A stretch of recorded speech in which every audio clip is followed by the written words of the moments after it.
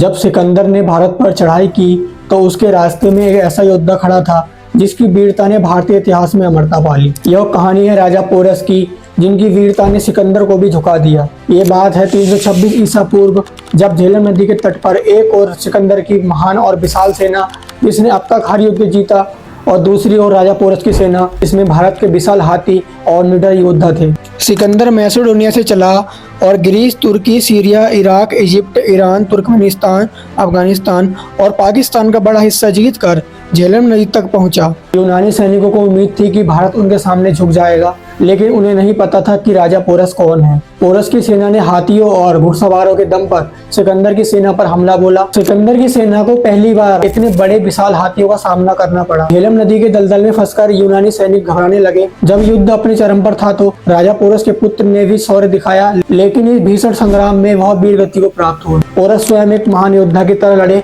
और अपने सैनिकों को प्रेरित करते हुए आगे बढ़े। युद्ध भीषण था, खून से सना मैदान, सैनिकों की गूंजती चीखें और झेलम नदी के तट पर इतिहास रचता हुआ एक योद्धा। कड़ी लड़ाई के बाद सिकंदर की विशाल सेना ने पोरस को चारों तरफ से घेर लिया। पोरस घायल हो गए, लेकिन घुटने टेकने के बजाय अंत तक लड़ते रहे। जब सिकंदर ने एक विजेता की तरह पोरस को बंदी बनाया और पूछा कि तुम्हारे साथ कैसा व्यवहार किया जाए, तब पोरस ने गर्व से उत्तर दिया, जैसा एक राजा दूसरे राजा के साथ करता है। सिकंदर राजा पोरस के साहस से इतना प्रभावित हुए कि उन्होंने राजा पोरस को माफ करके उनका राज्य वापस लौटा दिया। सिकंदर, जिसने कई राजाओं को हराकर अपना साम्राज्य बढ़ाया, लेकिन पोरस की वीरता को देखकर सिकंदर ने पोरस को राजा बने रहने दिया।